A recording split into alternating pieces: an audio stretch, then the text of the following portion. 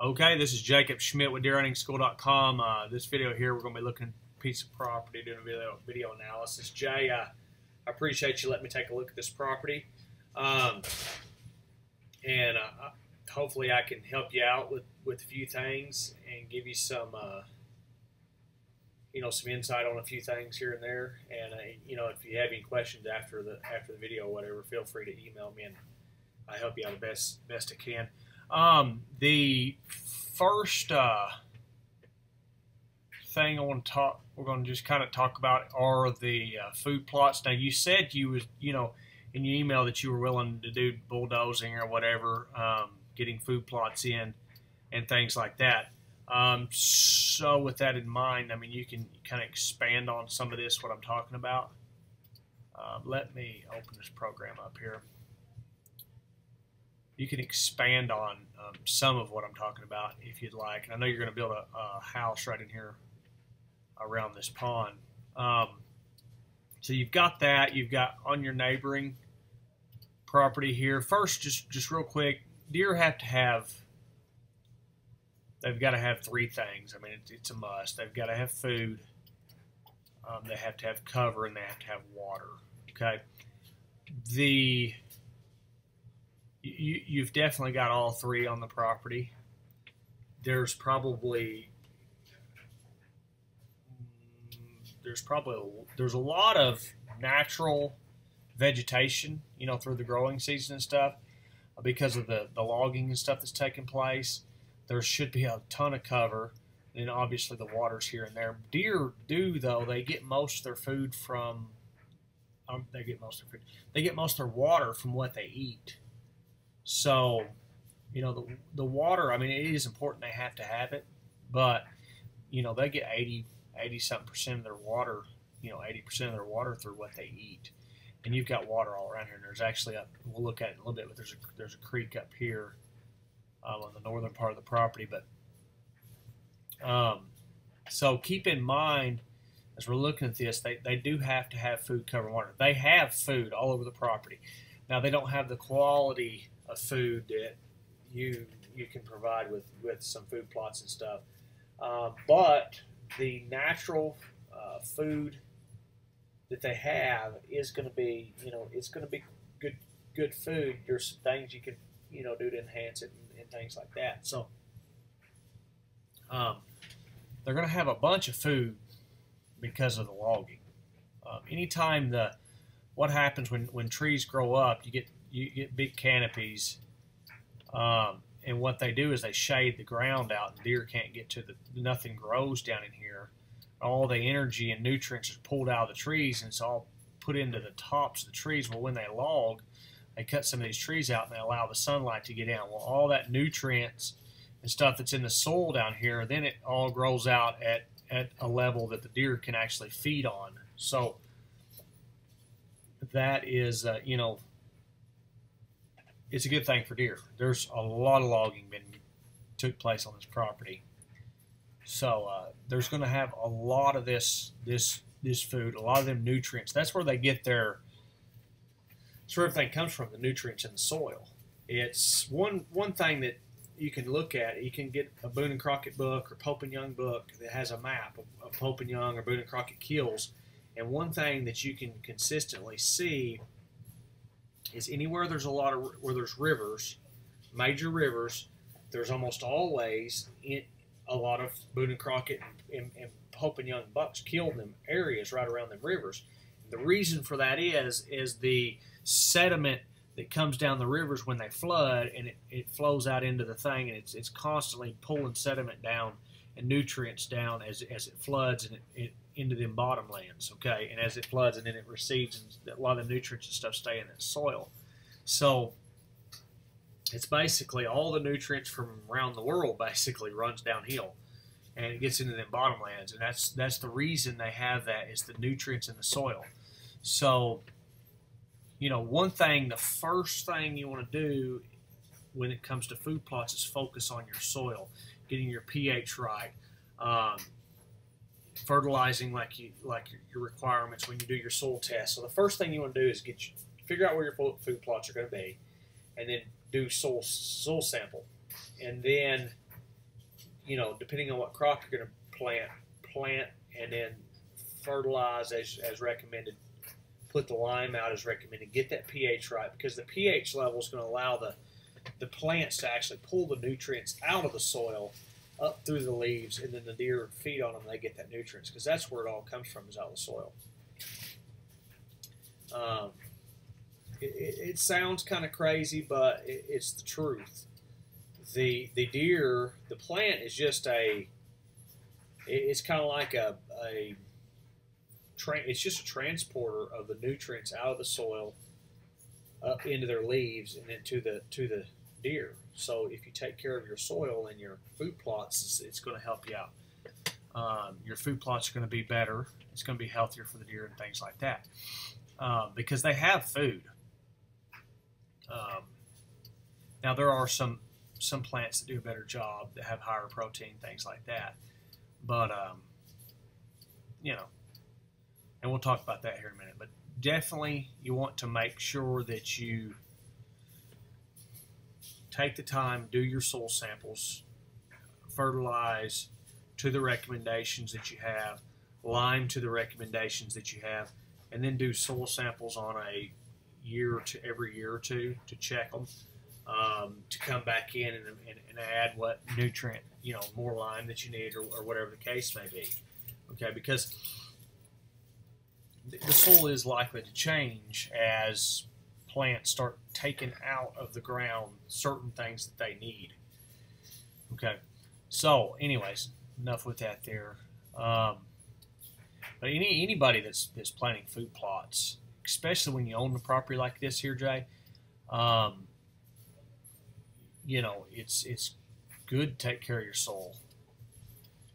Because a lime, just say a lime, can last, like if you go get an ag lime, it can last 5-6 years and neutralize your soil for 5 or 6 years.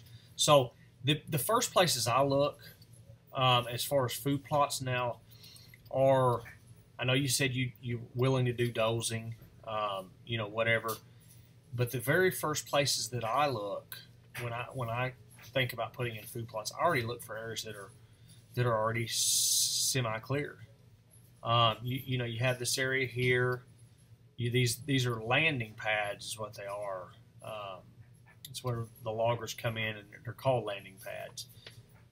They're where the loggers come in when they log. They put all the stuff there. Now, a lot of times the pH is really off in them because of the all the stuff breaking down and everything. But them are usually a good place to start, or somewhere in these areas that are already somewhat open, because it takes a lot of work to put in food plots. A lot of people don't realize how tough it is. I see forums all the time, guys talking about food plots and guys talking about how they're cheating by putting in food plots. And I'll tell you the truth. I've put in food plots, and I've also killed deer. I've killed deer on food plots. I've not very many, but I put in food plots every year for my wife and kids. They killed most of the deer on them. And I hunt mostly public land, and I can tell you right now that it is easier by far to go in and find a buck on public property and kill him than it is to get a big buck in a food plot and kill one in a food plot. Now, I'm not saying that they won't come in the food plot, but I'm saying it's a lot of work. Now, is it worth it? It's definitely worth it, because you have deer will come in there, and it's different type of hunting. When you own property like this, once you get it, the work is getting it ready, because what you're probably going to have, let's just zoom in on one of these areas here. This area here, and I know I don't have a deep, let me find one. Maybe I can find one where you can see a little better. Well, this is one of the landing pads. Okay, you're going to have in this here, you see all these little sticks and logs and stuff in here. But when they cut all these trees and stuff in this area, you're going to have roots, you're going to have stumps, you're going to have all that to get out to deal with. Then you have fertilizing, soil, all that kind of stuff. You're going to have to clear it, possibly a little larger. Let's measure here, depending on what you're putting in. Okay. Now, once it's done, it's definitely worth it. It's without a doubt worth it. Okay, so this looks like it's about a half acre, not quite a half an acre here. Okay, so depending on the site, what you're putting there and whatever, you know, let's look at this one here. You know, no, they may be a little close. Well, no, maybe not.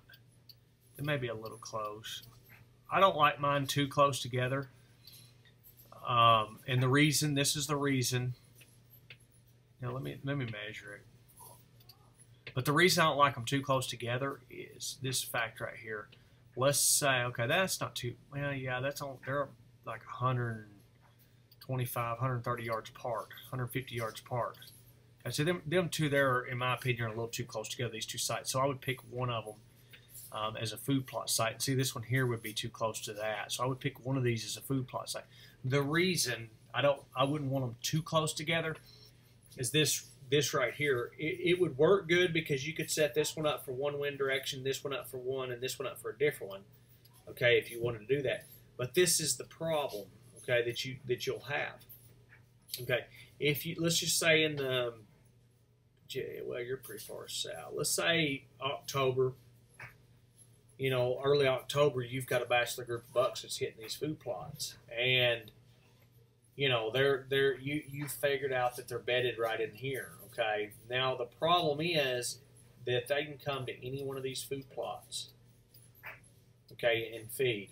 Okay, or let's just say they're here because that kind of gives them a local. They can come to any one of these food plots at any time they want. So if you go and you hunt this one, they may come to this one, or they may come to that one. Or if you hunt this one, they may come to one of these two. So I don't like giving them too many options. One big thing about hunting is you find what's the limited supply. So if you go in this area here is relatively small and you put 3 food plots, then their food plots are not at limited supply. So now one thing you can do is a lot of is really good deal is put a focal point on your property, and you could do it here or wherever you want. You could put a focal point on your property, and then you put satellite food plots around it as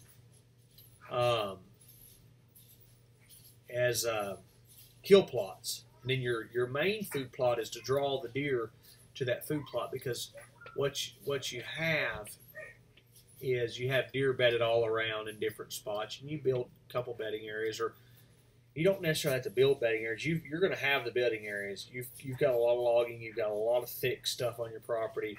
What you want to do is designate areas and leave them as bedding, and then focus on improving some of the other stuff on your property. So this here, you know, let me erase everything because I've got like 2 of them up here, and I'll start over. Just an example. Okay, so what you do is you have a center food source, and this is this food source you want 12-month supply of food. You want deer to have food there every single day, year round. They know that this. Basically, it's like this: when a button buck is born, or a buck first disperses to your property, when they disperse at a 1.5 years old, you want him to know that from his entire life that this is a food source that he can rely on, and he knows this is a food source, and for the most part it's a safe food source. He can come here. He doesn't really encounter negative thing. You hunt him on the way around it, and then you have bedding areas. So then you build bedding areas around this focal point. And this may not be kind of what. And then you put small food plots in between the bedding areas and then you hunt them on different wind directions. Now in doing this, you have, you know, I just said you don't want to put too many food plots in one area because you give the deer too much of what they want. But when you have bedding like this, you have multiple bedding areas. You have a kind of a food plot for every bedding area, and then you have a focal point. What your deer will do, and they'll come off the neighboring properties and stuff. And I would even use some of the neighboring, and we'll talk about that in a minute. But some of your neighbors' property is going to be good bedding. So these deer are going to come out of the bedding area, and they're going to work their way towards the main food source. It doesn't matter. And guys, if you're watching this, you can thank Jay for putting this on, paying for a YouTube video analysis, because everyone gets to see it. And there's some good information here. But it doesn't matter if you're hunting public property and you're hunting deer that are headed to oak flats, whatever. It's their food source, okay? It's a food source that they are headed to. It's a big food source where it feeds a lot of deer. Now, this is an area where mostly they feed at night. They do this on public property. A lot of times when you're talking about hunting, you're talking about hunting oaks, okay? A lot of times when the deer season's going on, the oaks are hot and the deer are feeding on oaks a lot. Okay, not always. On this property here, there's not a ton of oaks around here. You got mostly pine in the area. There's some oaks. We're going to talk about it, but there's mostly pine. So, but the main thing is at that time, most of the country during hunting season, at least when most of the hunting's going on, it's that late October, November time frame. Most of the country, the deer are their preferred food source at that time are acorns. Okay, so they're headed to these. A lot of times they're headed to these big, massive oak flats. And this area here doesn't have this, but it's a perfect example of what I'm trying to explain. The deer,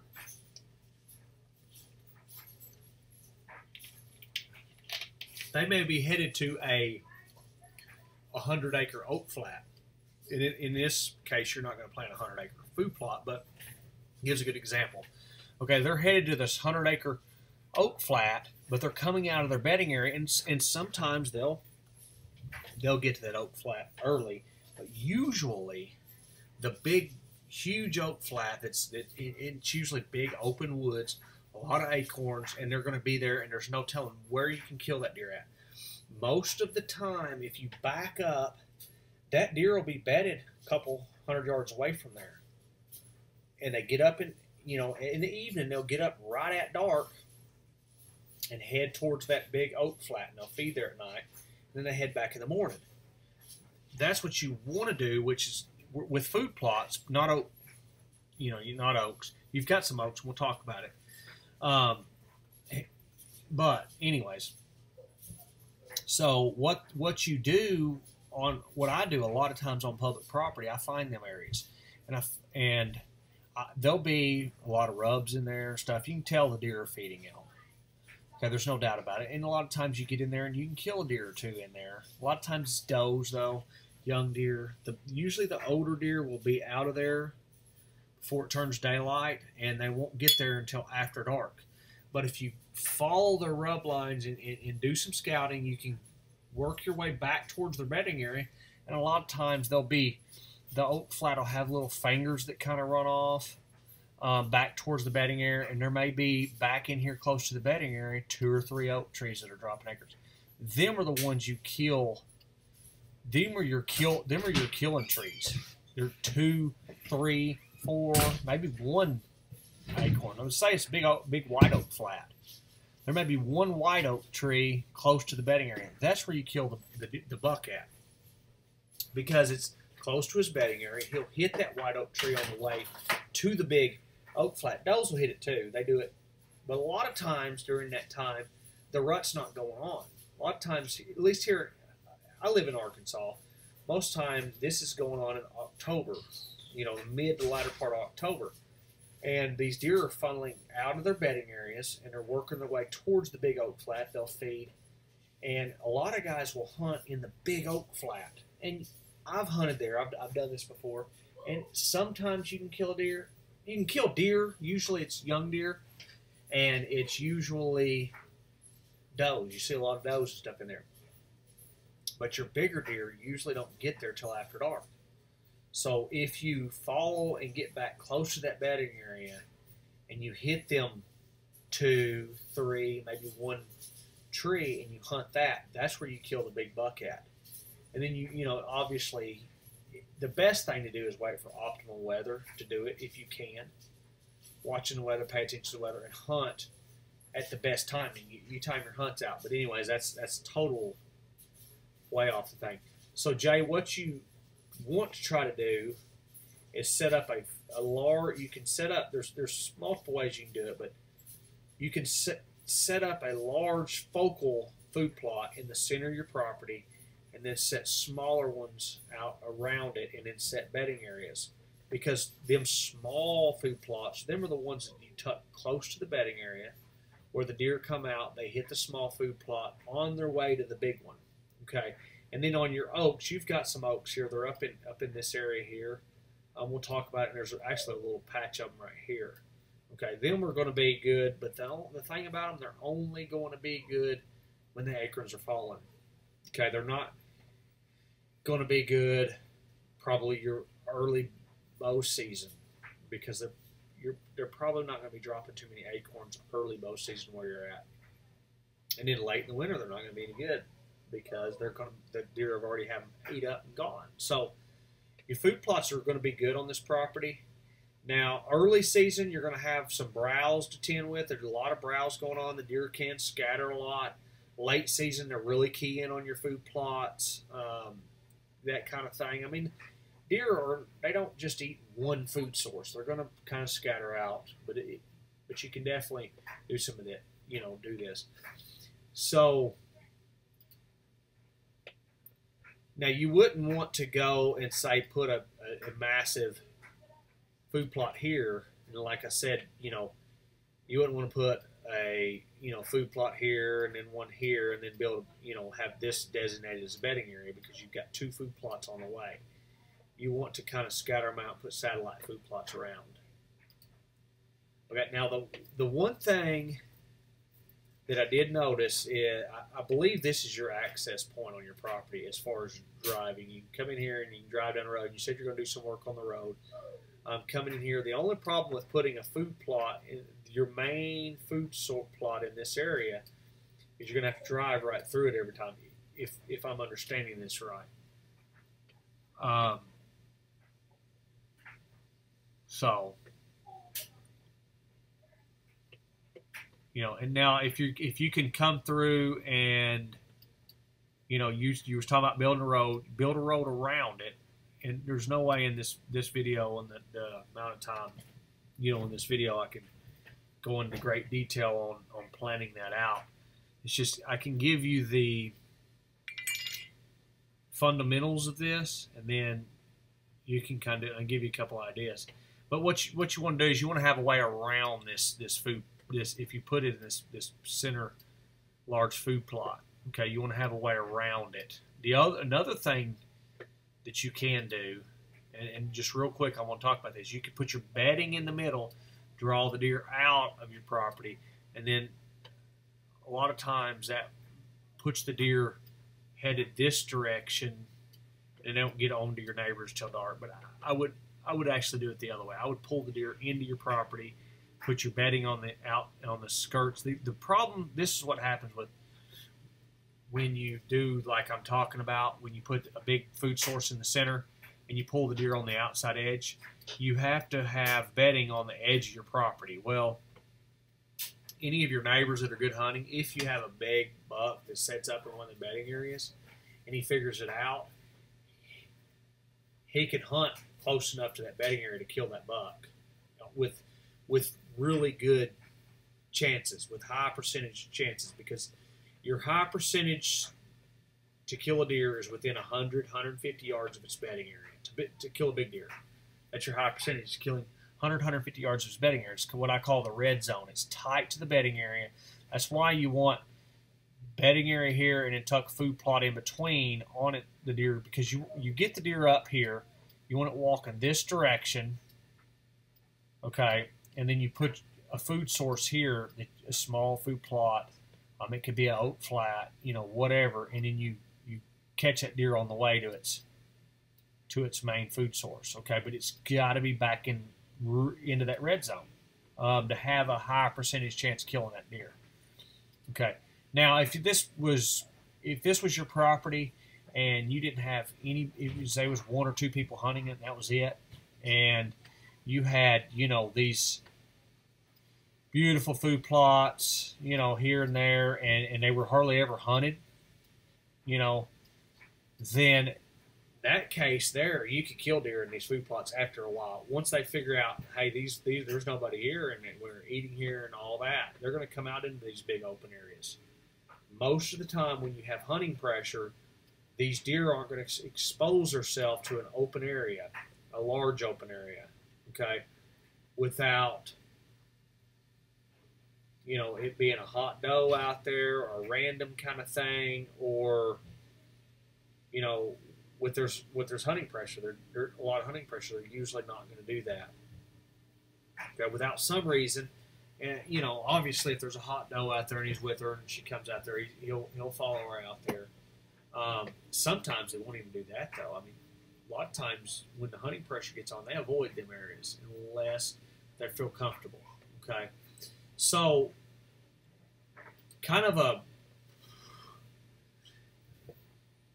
what I would kind of consider is building a center deal using these open areas like here you have. You've got this one here or this one here. I'll tell you what you have in this strip stuff, this thin, this should already be thick. Now, some of it you said you were going to take over back to food plot or whatever, where they replanted it.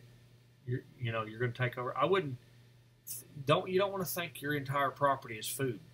You only want a percentage of your property food. You want a big percentage of your property bedding, and then you want, but when it comes to bedding, I would really like to see multiple bedding areas, and the reason for that is this here. In the rut, or let's go back even further than that. Let's go that where do deer spend most of their daylight hours? 95% of their daylight in the daytime where we can hunt them, 90 to 95%. That's a lot if you think about that. It's a lot. Around that number somewhere is spent in their bedding area. Okay, it's in that area where they bed. So if you have massive, because I'm going to tell you what you have right here, or you will have, when was this? Well, this was 2015. This picture we're looking at was 2015 in July 30th, 2015 to be exact. So this thing is a couple years old, almost. It's not quite 2 years old, but almost. This, I want to move this picture too. Give me just a second. What you've got here, what you're soon to have, is you've got this area here.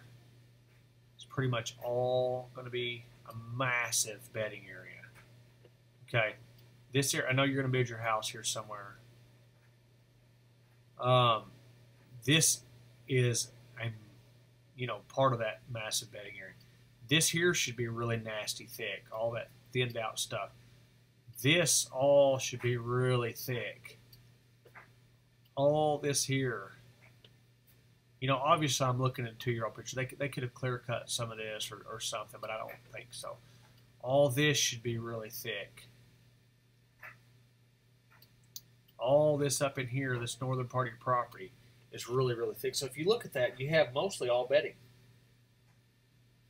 So what I would focus on is leaving some of that bedding, but breaking that up.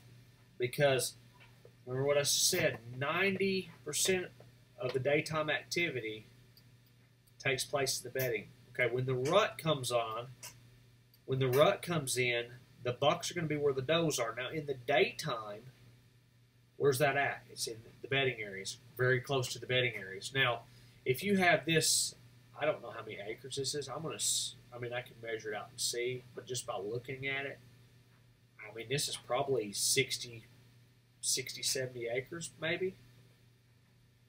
maybe not quite that much, but it's this block here is probably going to be, 70, 80, whatever acres. This is a large area that deer can bed in. Nothing wrong with that. You're going to have a lot of deer in the area. Your neighbors, you said your neighbors said there was good deer populations. I believe that. There's a lot of thick cover. They have a lot of cover, and they have a lot of food within that cover.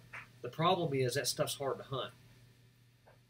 It's hard to kill a deer in something like this that you really, you could set in there and deer walk past you 20 yards and you never even see it because it's too thick. If this is what I think it is, and I'm 90% sure it is, if you went out in the middle of this thing and you sat there, there's a lot of deer in there, but they can walk 20 yards from you and you can't see them. So I would focus on putting shooting lanes and stuff in here, and then you can put your food plots in there. I would, if this was my property,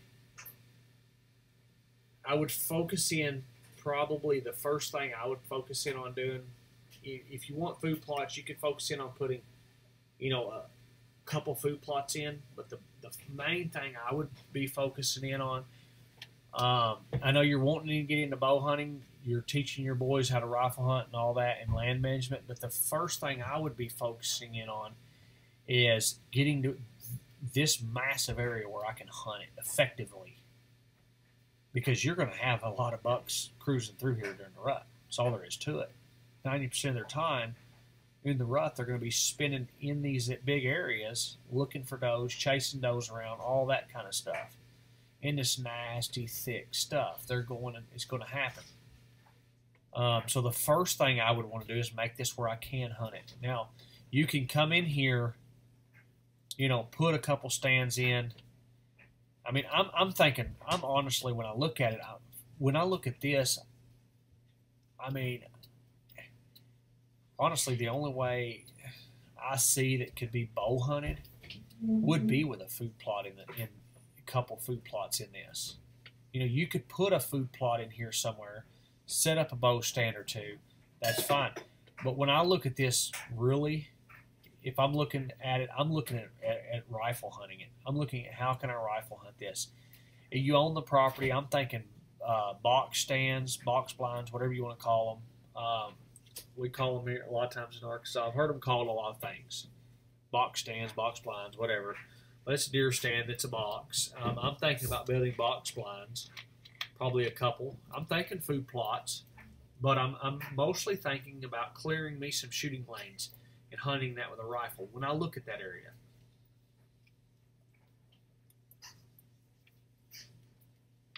Because I guarantee you there's going to be some good bucks in there. No, you're talking about bulldozing, stuff like that. I'm just going to let me measure this thing out because that's going to be huge. Now, your boys, I think, they were about the same age as mine, I think. What? Sorry, my boy's asking me something. There's 200 yards there. And I know there's going to be guys that watch this video that, 200 yards is nothing to shoot, whatever. And for some people, it's not. Some people, 200 yards is not a long shot, but 200 yards at a moving animal that's moving or chasing a doe or cruising is a long shot. Okay, I feel comfortable at shooting a deer at 200 yards, but it's gonna, that's probably pushing it in my opinion, especially for a teenage boy. I'm really thinking 150 yards, but I would make my shooting lanes probably 200. Okay, so this is me. I like utilizing, the road. The road is, yours, not a public road. Obviously, if this was a public road, you couldn't do this. I love utilizing the road. I love box stand, something like this. You already have the road. Deer are going to cross the road. Okay, so I'm talking, box stand in this area.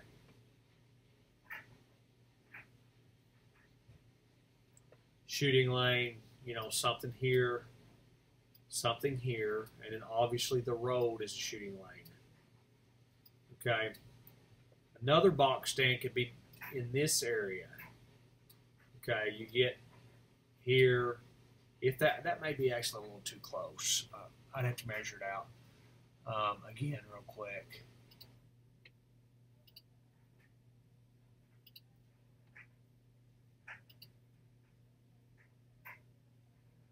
Yeah, I mean, you want them things, I mean, 150. When you could do it, it'd be all right, but, you know, probably up in here somewhere or something. And then cut you some shooting lanes.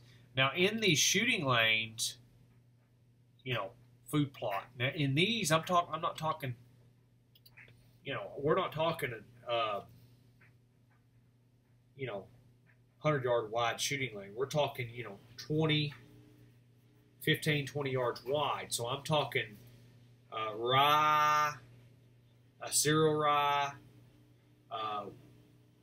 clover's good in this. Now, you know, on your road, you probably can, but if you're going to be driving down this, it's probably going to be your driveway. If it is, then, you know, you probably don't want to put, you know,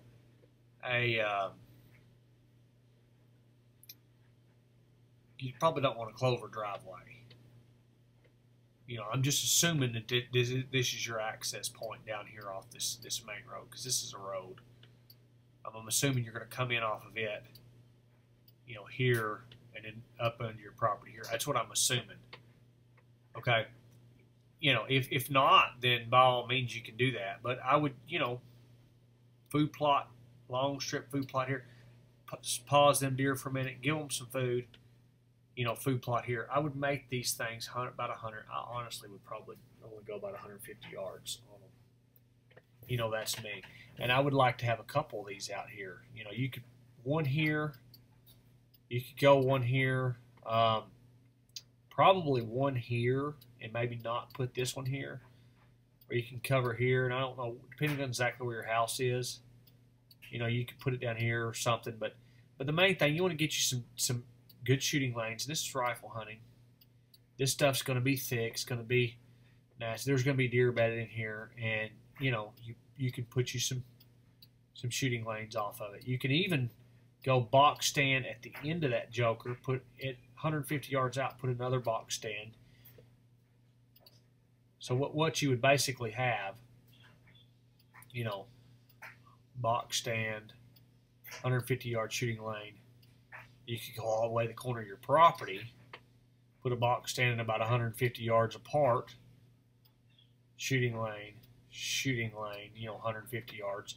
If this is further than 150 yards, you could go here, come out here, you know, have you a shooting lane, something like so, where you're basically any deer that comes across your property, you got a shooting lane here, and here. They can't get across your property without, you know, if you said there's going to be 3 to 5 people sometimes at a time hunting. This would take up, you know, 3 people.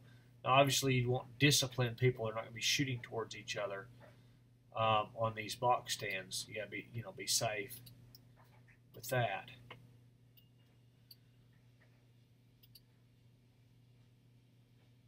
I mean, you know, this right here is going to be pretty close. I mean, it's only 250. You know, but that gives, you know, 125 in between, you know.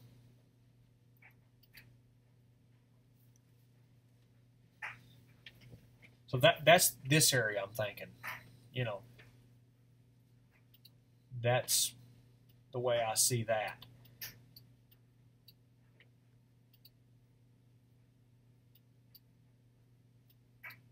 And then allowing this to be a big bedding area. Allow this to be really thick cover. And then up in here, you know, you can come put your center focal point if you want to go that route. I'm going to talk about a couple different things. It may seem confusing. You may have to watch the video a couple times because you don't have to do all this. You can do some of it. But I would focus in on the easiest stuff. If you're going to get a bulldozer, plow long shooting lanes, you're going to have a lot of work putting in a 2, 3, 4, 5 acre food plot. It's not real difficult to go through there plow you shooting lanes down here in this area here, because the trees are going to be fairly small. Put you some box stands up, build you some box blinds, whatever. Buy you some like them redneck hunting blinds or something. Put them up. You can build box stands, whatever you want to do. That's not going to be too difficult. And then seed this stuff with clover, rye, oats in them shooting lanes. That's not going to be too difficult. It's going to be a lot more work than me just saying it, but it's not going to be too bad. Now, coming in here and building a 3-4 acre food plot and then building satellite plots around it, that's going to be a project that's going to be ongoing. That's going to be something you're going to have to do down the road. I mean, I don't know how much time you have really, but it's probably going to be something to do that. It's going to be this whole thing is going to be probably maybe like a 5-year, 6-year, 7-year plan where you do this year, you do something up here this year, or whatever. So up here, you can come in here, start you a big food plot. You could start it out as a hunting plot. Draw these deer out of this bedding. You could, start it here, whatever you want to do, but use it as a focal point. Start it out, say this one here, or even here, or whatever you want to do. You could even put it up in here, But start it out as a food plot. It can be start out in acres. You can go ahead if you have a dozer, you might as well open it up. If you're going to make a 2 or 3 acre food plot, and when I'm thinking something like that, I'm thinking like soybean food plot. That's going to be there spring, and then it's something, because this is what I do with my soybean food plots. Exactly what I do. I'll tell you exactly what I do. I come in the spring, as soon as the ground temperature gets to a constant 65 degrees, I come in, I plow my food plot, I plant my soybeans. Okay, about September, here, this is Arkansas. Some of you guys is further north, you have to do it a little earlier. If you're further south, you may do it a little later, whatever. But about September, I come in and I just broadcast cereal rye. I broadcast Elbon rye and oats into mine. And I get a little bit of radishes mixed in there. I put about 50 pounds per acre of rye, cereal rye, 50 pounds per acre of oats, and I mix them together. That gives me about 100 pounds an acre I'm putting out. And then I put like 2 or 3, couple pounds of radish in the whole per acre. Okay, and I seed that about September. Okay, and then because what I want is, as soon as my soybeans are here and they got these little leaves on them, whatever, my deer are feeding on these leaves, but they've also produced these pods. Okay, and at the, as soon as we get the first frost, it's going to kill these leaves. These leaves fall off, and then I have these sticks. It's got these little pods on there. Now, deer will come back and eat them in the winter, but they have no greenery. And here in the south, greenery is going to be key. We have a lot of warm weather. We're going to feed a lot on greenery. So when I plant my rye, my oats and stuff, this stuff starts growing up at the ground. Okay, so I have a big variety of food. That's that 12-month food plot I'm talking about. Okay, you have 12 months. Only time you're not going to have food in this thing is for a couple weeks when you plow this thing to replant your soybeans every year. Okay, that would be what I would go ahead and do. Get me a food plot set up in this area. Start that thing. And then the next year, open me up a satellite plot. Or if you've got the dozer, you can go ahead and do it. I kind of like playing it. The way I like to do it is I would like to put in my big food plot. Hunt this thing a year or two, or even at least 1 year. Run cameras on it 1 year. See where the deer love coming from. See exactly what the deer are wanting to do, because you've got let's just look at this area. You've got, man, this whole north area, you've probably got, let's go back in time and see when this thing was cut. When you've probably got 70, 80 acres of bedding. when you look at all that, this is all, when was this thing cut? That's 2010. And this is 2007. So it was cut between 2007, August, this is August 2007, and this picture here is September of 2010. And it's already had some regrowth. I'm going to say this thing was probably cut 2008, let's just say 2009. That's in the center. It's 2008, 2009. Okay, whichever. This was logged. This was logged, I think, at the same time. And I think this was logged at the same time. Let me zoom out just a little bit.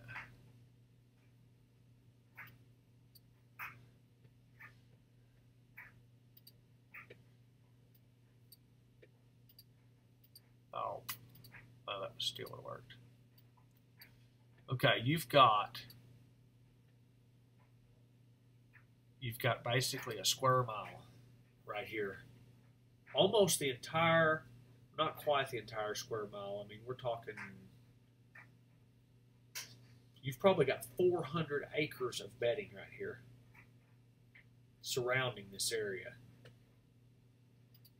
So basically, if you put a 2 or 3 acre soybean field right here, year-round food plot, you've got, I would almost bet you've got 400 acres around it that's bedding.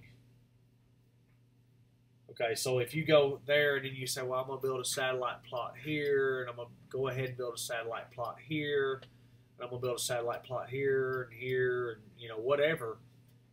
The thing is, these deer have so much bedding around this that they can basically pick wherever the heck they want to bed and come out of.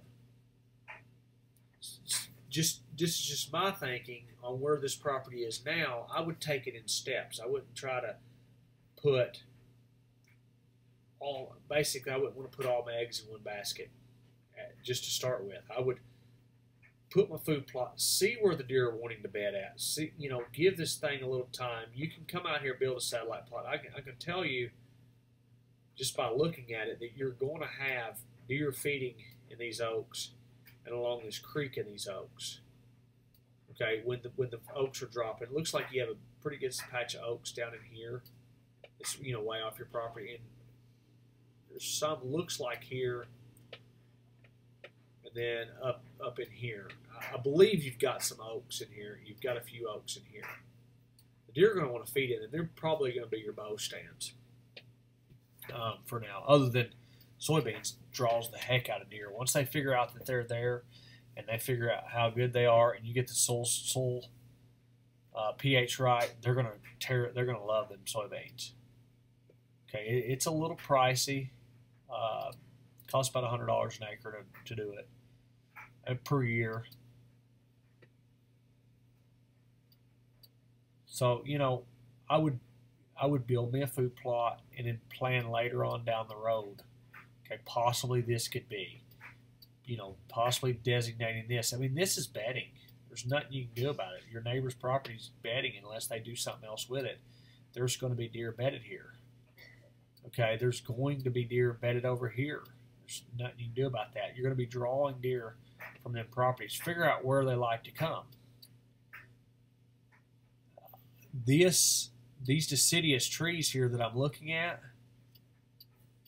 are basically, when these acorns start dropping, there's your food plot. There's your bow stand. The deer are coming out of this bedding. They're going to come out of this bedding. They're going to come into this. Okay, along this creek, you've got some deciduous trees. They're going to work their way in here. You've got bedding all the way around it. I would build me some good ways to get in and out of this creek. Okay. And, you know, you asked about wind direction stuff on these food plots and things like that. I mean, I could build you a massive full plan, blow you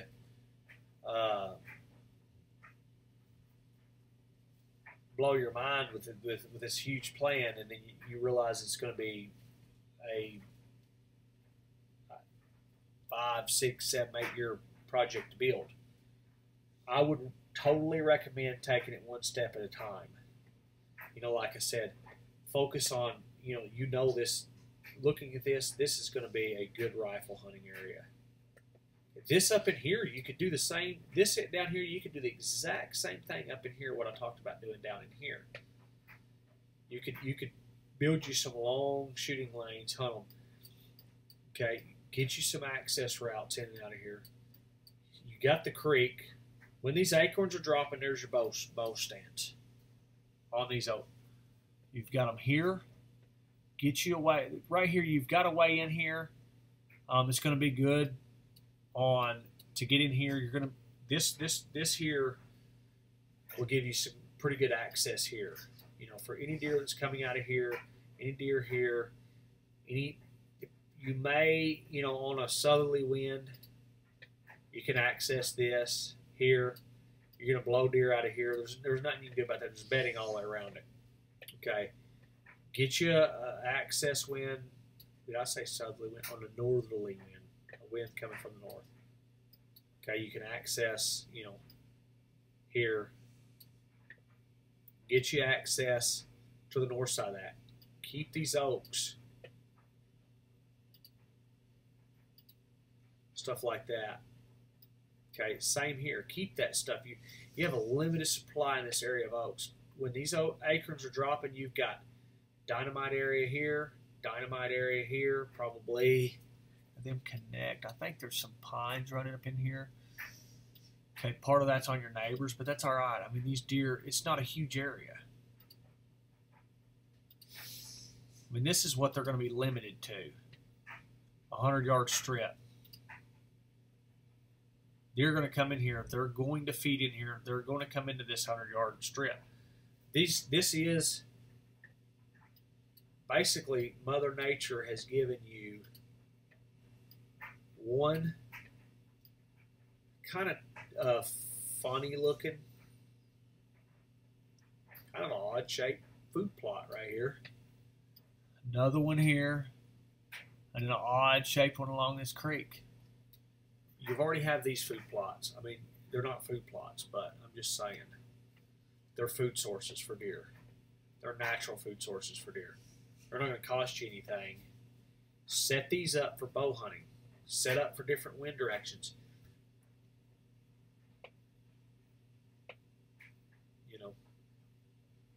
Get them set up. And one thing you can do is, there's a lot of stuff you can do, but just real quick, you can access this thing here and hunt, the southerly part. You could, there's so much you could do. You could build you a food plot on the south part of this to use to keep deer from bedding here. And then if you do that, you can access this on a north wind. You don't have to worry about busting deer out of here, except for in the mornings. You would hunt this, and you would come in here in the evening, you'd hunt, and then you would have to exit, something like so here, because there's a possibility your deer could be out in your food plot feeding when it's dark. So you would want to exit, like so. Okay. And on the north, when you have a southerly wind, I keep getting my directions messed up. When you have a southerly wind, you want to be able to access here. I don't know. You might be able to, if you had a food plot here, you could access it. The problem with accessing this with a southerly wind, your scent's going to be blowing all up in here. You're going to have deer probably bedded in here. But then even then, accessing here, you're gonna have deer bedded up in here. So hunt it on north wind. Set this up for north. Set this up for south, or this up for south. On a south, I keep getting my directions. Okay, on the south, you come in here on this. Have this here, you can access this road. You've got a little road here that you maybe do a little work on. So you could access these, you know, on the south, build you food plot, something to keep deer from bedded in here, in this area or something. Accessing this. Come in here. You just set them up different. This is without doing some work. There's no way to say you can access this for sure. I would hunt these just like they are. If this was public property, I would hunt these things just like they are. I'd hunt them in different wind directions. I'd figure out, you know, what's most likely the deer are coming from. And you're always going to have deer. There's almost always going to have, almost be impossible to have all the deer where you're not blowing deer out. What you want to do is, let's say you have a north wind. Okay, you want to, here's your deer stand. Okay, what you want is when you come in the evening, if at all possible, when on your way into your stand, you kind of want to do a circle. You want the bedding area, let's just say the deer are bedding here. Okay, in the evening, you would come here. You want your scent, you know, if you're having to come around the bedding area. I mean, the best thing to do would be if you know, say there was a road right here and you just walk in 30, 40 yards and you're on your stand. But in a spot like this, where you have a little ways to go, you want to circle around your bedding area. You don't want to walk through your bedding area. You want to avoid the bedding area at all possible. You want your scent in the evening to stay away from the bedding area on entry. Okay, now in the morning on this, oh, here's the food source. I apologize. Okay, here's the food source. So the deer are going to be coming from the bedding to food. Okay, and then here's your stand. So in the evening, you want to keep your scent away from the bedding area and avoid the bedding area at all possible. Okay, you can enter close to the food source. You can enter from here, whatever. Exit there in the evening. But you want to keep your scent out of the bedding area. When you're coming out, this would actually be the optimum thing. I'm confusing myself with this diagram, but this would be optimum. You would come out the same way because the wind direction is perfect for this setup. But you want to avoid the bedding area when deer are in the bedding area. So in the morning as you're coming in, you would want to keep your scent out of the food source. Okay, you want to keep from walking through the food source, walking anything in the morning. You want to come close to the bedding area in the morning, and then you exit close to the food source. Or if you can't exit like this, I mean you have the perfect situation because you're downwind of it. You just exit here. I didn't draw a very good diagram. Okay, let's say you have a wind like this. Okay, we have bedding here, and you have food source here. Okay, and then obviously your stand's in the center. This is a better diagram. Okay, so here's your road, or here's where you're coming in off of. You're coming in off of this. In the morning, you want to avoid this food source, so you would come, you know, your best way to access it would be here, and then come in like that, because most likely in the morning your deer are going to be in this area, somewhere around this food. Okay, this is before daylight, so you come in and you catch them on their way back. And now on your way out in the morning, okay, you could take the same route here, or you could come out here would be good, or you could take the same route as long as you stay away from this bedding area far enough and keep your scent. Now in the evening, well, you could do the same thing with this, but in the evening, you know, you would want to stay closer to the food source if at all possible. So you come here and access something like so that you're not coming through the bedding area, because this is where the deer are going to be. You want to stay away from this, keep your scent out of that area. Okay, so here. and then here. That would actually, on this wind direction, would be the ultimate, your best access would be to come around south. The problem is when you get multiple bedding areas, you get a bedding area here, and then you get a bedding area here, and then you get a food source here. You have to figure out the least likely way to enter and exit. You're going to be entering and exiting somewhere off of your roads that you build. So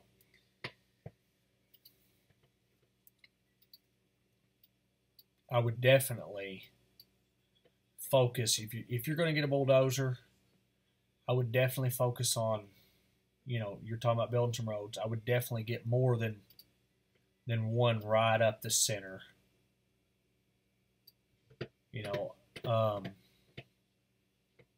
I mean, if you could, at least have, here possibly, something like that, where you can get through. Here you already something back in this area where you can access a couple different routes, because you get a big food source. You're hunting here. Okay, you want to be able to access this thing from a couple different directions.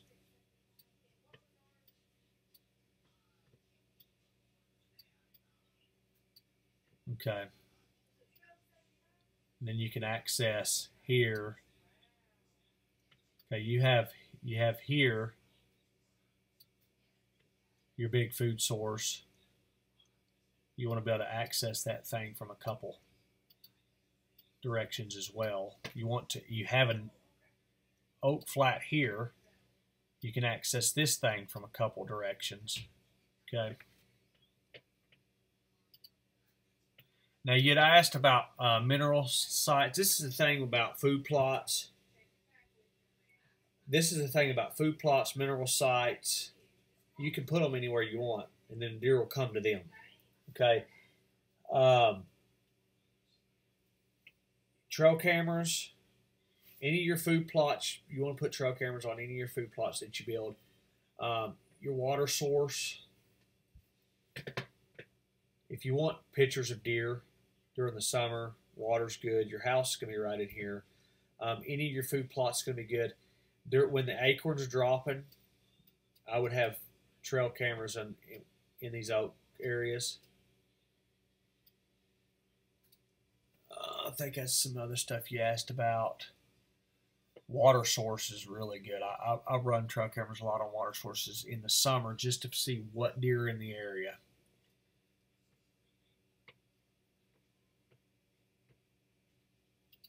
I'm trying to think of anything else you had asked about. I apologize. I'm kind of talking around, and my diagrams a while ago were not the greatest on entrance and exits.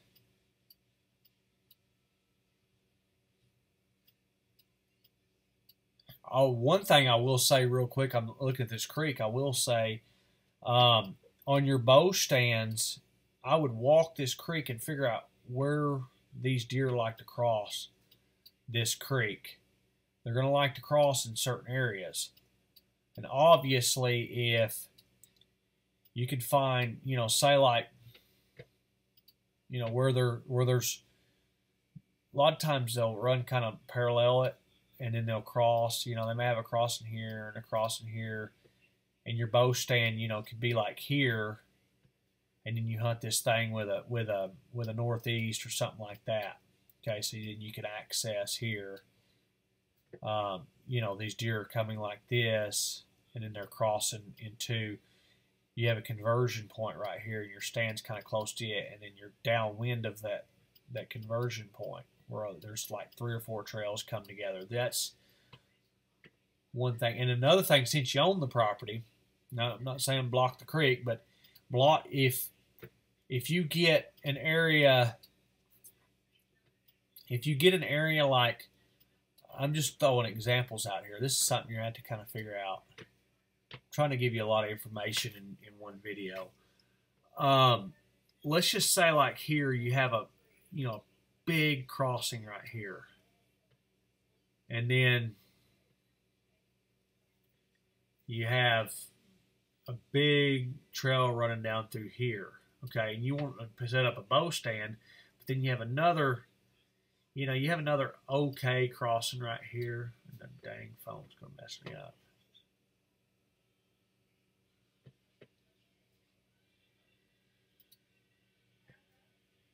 Okay, I apologize. So you have an OK crossing here, and then you have another, you know, OK crossing here. Okay, so you want to set up a, and then let's just say you have a, you know, crossing here. You want to set up a stand and a conversion point. So these deer kind of go here, and then these deer kind of go here. And then, you know, these deer kind of go here, and then there's a conversion point right in here, and there's also a conversion point right in here. But you could set up a stand here that'll shoot. You can shoot to this one, but you can't quite shoot to this one. So you could build, you could take like a tree and lay a tree down in here and kind of block that one, kind of make these deer kind of run into this trail and then here. So basically you got trail here, you got one here that you can't, if you set a stand here, you can't quite shoot to. You've got one here you could shoot to, and one here you could shoot to here. This is bow range. Okay, you're good there. You're good here, obviously, but you can't quite, this is quite not in bow range. But what you can do is you can kind of take like a tree, kind of block this one off, and kind of funnel these deer over closer to this trail. So make them kind of walk this way. That's something you can do. A lot of times you can do that with these creeks and stuff like that. And with your bulldozer, when you put in your food plots, okay, when you, if you're in here and you're bulldozing your food plots, and you're wanting, there's a couple things you can do. Let's just go back to this example here where I talked about putting in a food plot here to keep, you know, deer from being out here when you're coming in the evening. So you put this food plot in, you bring a bulldozer in here, and you push all these trees down and all this stuff up. You can take these trees and you can push trees and build a barrier, a visual barrier, kind of like so. Like basically you push a big pile of trees up here. Okay, so you can access this thing here. But when deer come in, they're going to come in here. They're not going to come in right here, and you're going to hunt this thing with a north wind, say a northeast, northwest wind. You want to keep these deer out of this area. You want to keep them like they're coming in from here, or they're coming in here, they're coming in here, but then they're also coming into these oaks. But your stand's like right here. You know, and you got deer coming in here, but you want to keep them out of this area so you can take and you can push up that pile of stuff right here. It gives you a visual barrier to enter and exit, but it also keeps the deer from coming in and out of the food plot in that area. I know that's a big scribbled mess. Let me do it again. So what you're doing, you're pushing a big pile up here, because you're going to hunt this thing on like a that'd be northwest, right? Yeah, northwest. So you're going to hunt this thing on northwest, and you get your stand here, so your scent's going to be blowing down this road, and that's your entrance. So you're entering with a wind to your nose, but you have a food plot here, so you don't want deer busting you out. So you push up a big pile of stuff so deer don't enter the food plot from there. They have to enter into the oaks, or they come in from here. They don't enter or exit right here downwind of you. And then you only hunt that on that thing. So there's no way that they're coming through here. They can come down here. They're going to be downwind of you, but they're going to be a pretty good ways. There's no way that you can ever keep them downwind of you. But if you're building a food plot anyways, you think of that stuff. How am I going to set this wind up here? Block this off, and basically you funnel them deer through here. You can funnel your deer through here. If this is going to be a bow stand, you can also push some of it up in here so they can't come here. So the only way that I'm going to just switch colors. The only way your deer can enter your food plot is here. You know, bow range. You want that obviously to be in bow range. They can enter here. You know, you allow them to enter and exit here if you want, or you can allow them to enter and exit the same way. Or, you know, they can enter and exit here because your stand is here. They can enter and exit here. Okay, and you push up all your brush, and then even, you know, say 5 years from now, this brush starts decaying and deer start coming in up through there because it's decaying down. Then you can come in and hinge cut trees to block them off again. So that the only way these deer can come into this food plot that you built with your stand here is they can come here, they can come here, they can come in and out. So they come in, they feed, whatever, and out. Okay, they have to come here, and then also they're feeding in the oaks because your stand's set up here on a wind something like this. And you have a visual barrier down through here so you can enter and exit here. That's another thing you can do with your dozer. You build funnels. That's the same thing you're doing when I was talking about a while ago with your trails. And that's how you set up your bow stands. Rifle stands, you really don't have to worry about that so much. You're going to be, I believe you're going to be hunting in the rut here. So,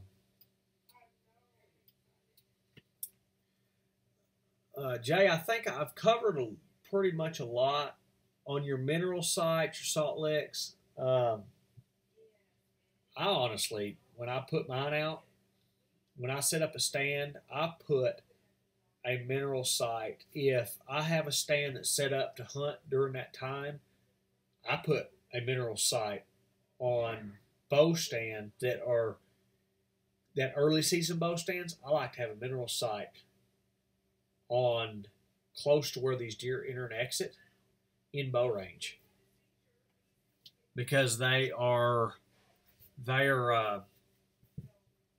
entering and exiting that area. When they enter and exit, they'll stop at that mineral site. It's in bow range, gives you a good shot. Because I'll tell you, bow hunting, even food plots, I mean, they can, even even a food plot that's 40 yards wide, I've had them where I not got a shot at the dang deer with a bow. You know, they're at the wrong angle when they are in range and stuff like that. It's wild. But anyways, so if you have, like I just talked about, you had your funnel. Here's I'm just going to draw this bigger. You got your food plot.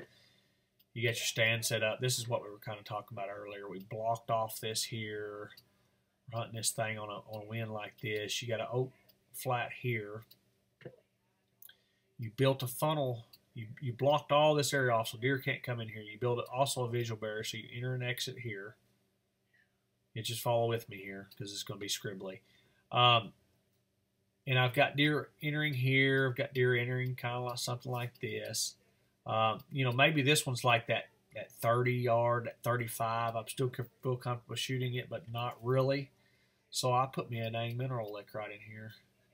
Early season, if I'm hunting this, a lot of times them deer will hit that. You know, once you get in the winter and stuff, a lot of times they avoid it. But anyways. And then, you know, if you're just wanting mineral lick, you want mineral licks for your deer, their health. You can just put them wherever. You know, I wouldn't go out here and put, on a property this size, I would put probably three mineral, you know, spots.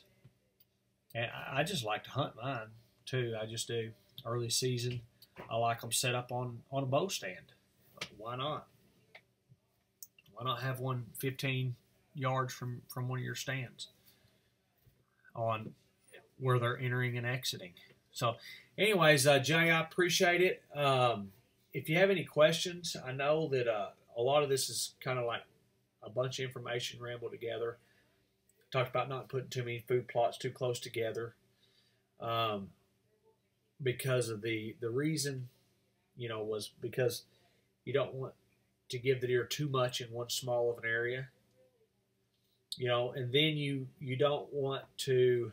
Then I talked about putting a focal one. You don't want to. And then I talked about putting them around there. Okay, and that kind of seems contradicting, but when deer go from bed to food and back, and they have a red zone, and I talked about it a little bit, but it is a red zone. They're bedded here, and that circles up. This is 100 yards. If I was measuring, I mean, that's the red zone. It's 100, maybe 150. I would probably really say 100 yards from the center of that bedding, 100 yards out. That's that red zone. And when you have a food source that's further away from that, it's hard to kill a deer outside that 100, 150 yards off that bedding. That's why you can put a big food source. They're going to hit it. Early season, it'll work. They'll bed in places they normally won't. Once the pressure gets in, they're bed in different places, stuff like that. They'll move around on you. But once a little hunting pressure comes in, you got to get them close to that bedding area. A lot of times when you have say you have a big soybean plot here, that early season, they'll bed right on the outskirts of that thing. I mean, they'll just bed right in the cover, right on the outside. Actually, Eagle seed soybeans I planted last year, them things grew 6 foot tall. It was Eagle seed forage soybeans. They grew 6 foot tall. The dang deer were bedding. Occasionally, they were bedding in them dang beans in them. 6 foot tall cover. They were bedding in there. They had their favorite food in there. If there was a rain, there was a couple puddles in there. So,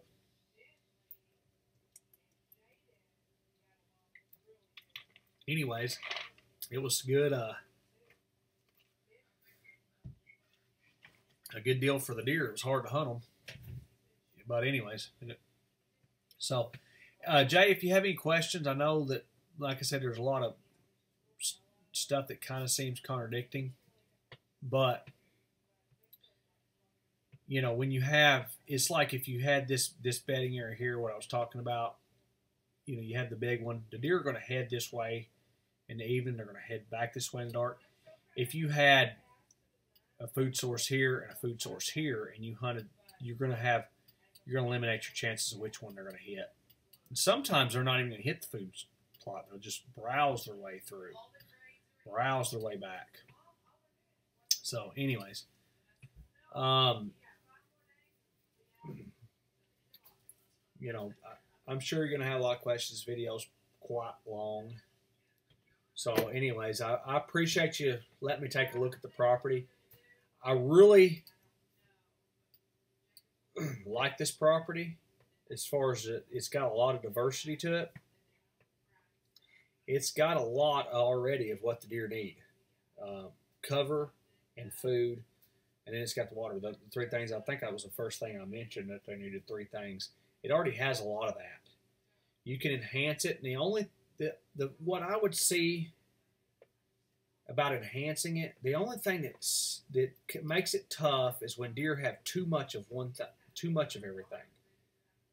It makes it hard to hunt. That's kind of what they have on this property. Other than the oaks, they're limited to oaks. I think you can slam them on oaks. On the oaks, when you put in a couple food plots, your food plots are going to work. It's going to be hard to figure out where they're bedded, because, like I said, I mean, that square mile that I kind of talked about earlier was something about like that. I mean, that's like, man, 80% of it's 90% thick bedding, so they can bed anywhere they want. Okay, when the oaks are dropping, I can tell you what, in this square mile, when the acorns are dropping, look at this. This is what's awesome. This is 640 acres worth of deer they're going to be feeding right there. They're limited. And if you went this square mile, down in here, oh, down in here, right in here. Okay, if you took this square mile right in here, I mean, they're limited. So, anyways, I really like to look what they're limited for. Now, I'm not saying go in here and limit all the cover they have, but I would cut it up some. That's what I was talking about with these rifle stands. I would cut all this bedding. I would cut it up into sections with shooting lanes, so that these deer, when they're wandering around in this, especially in the rut, you could shoot through this. You can add a different variety, a little bit of food on these 20-yard wide shooting lanes, or 15, 20-yard wide shooting lanes, whatever, that you put up in here. Should be fairly simple. But anyways, Jay, I appreciate it. If you have any questions, shoot me an email. I hope everyone else watched the video, enjoyed it. I know I kind of rambled on about some of the stuff I rambled on. I get guys that makes comments about that, and I'll tell you what, it's a lot harder to sit here and do one of these videos and not repeat yourself ever than what you think. Because I try to be as clear as possible, get my point across the best I can without so that it's perfectly understood. It's kind of like the example I was trying to give about going in and out. I was drawing a bad example. It was hard for me to explain what I was really trying to explain because I laid the wind direction and stuff out wrong on it. So,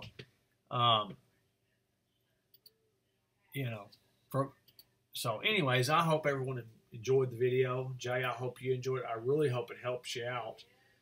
I know you're probably very excited about this property. I know I would be if I owned a property like that. I lease a property. It's all to myself, or not to myself, to my wife and kids hunt on it. I hunt on it too, but I lease the property, and it's really fun. But the only thing about that is I'm still limited a lot of what I can and can't do. You're not limited. You can come in here and wipe out some of these things. You can make some,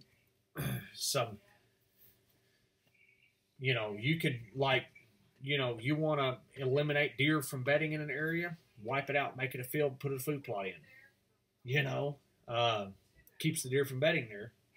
It keeps, that kind of stuff. So you can do that. If you want to put a 2-acre food plot in, you can. I have to, mine, I have to stay within their landing pads. I luckily have one that has a massive pipeline runs on it, across it. And it's got a big, huge oak flat that's got, I found this property, just real quick.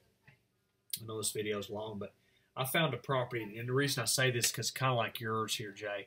I have this property that I lease. It's got just massive amounts of pine. It's just like this. It's all pine plantation all the way around. It's nothing but southern Arkansas. And I lease it, but I'm just going to kind of, it's kind of like a square. It's kind of like yours, kind of like a square, and it's got another square kind of off of it. It's not like that. And it's all pine plantations. It's got a pipeline, runs like that or something. And I got a, big soybean food plot on a pipeline. But right like through here is a thin section of oak flat. Like that. And everything else is pines. I'm telling you, when them dang acorns start dropping, them deer, they come across this property like insane because of the acorns they feed on there. I mean, it's just, there's deer after deer after deer. I can sit on that pipeline and watch them things cross in there. It's just an awesome spot. It's going to be the same thing you're going to have here when these oaks start dropping in here and along that creek and stuff. You are going to have just deer are going to just pile into them areas. I mean, they just are. because they're limited to what they have. But I think you're going to really like that, having them. I would definitely not do anything with them. Now, if your entire property was all oaks, I wouldn't even be worried about the oaks. I'd say, hey, you need to cut a bunch of them oaks down and eliminate some of them. No, not really, but you have a limited supply of hardwood, and it's not just your property, it's the properties around you don't have it. I mean, if you look, it's all pine. I mean, there's a little bit here, a little bit here. I'd let these things mature.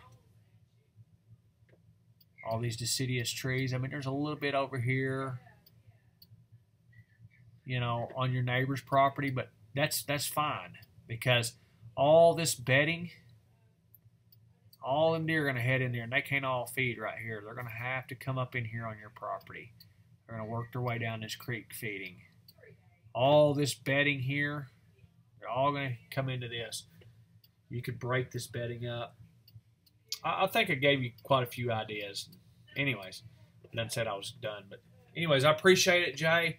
I appreciate everyone watching the video. I hope you guys enjoyed it. I hope everyone picked up something from it, especially you, Jay. Jay, if you have any questions, you shoot me an email. Email me direct, and I will get back with you as soon as possible and help you out as much as I can on it. And keep in touch with me on it for sure. Let me see some pictures of some progress and stuff that you've done. I like seeing that kind of stuff. I really get a kick out of the land management and improvement.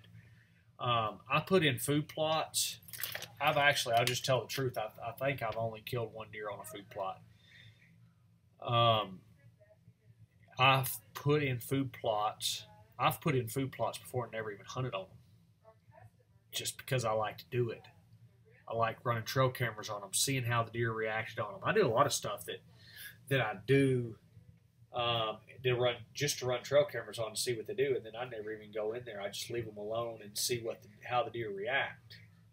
So definitely send me some pictures and let me see some of the progress and stuff that you're making with it. And any ideas that you have questions on, shoot me an email, and I'll don't mind helping you. Or giving you a call, and we'll talk about something or whatever. Just keep in touch with me. I've been very, very busy. I own a tree service as well, and here in Arkansas, we've had unbelievable amounts of storms the past month and a half. And it's been crazy how many trees we've had to take off houses and out of houses and all that. So anyways, I appreciate it, Jay. I appreciate everyone watching it. Anybody, check out deerhuntingschool.com for more tips, information, things like that on deer hunting. Have a good day, and bye-bye.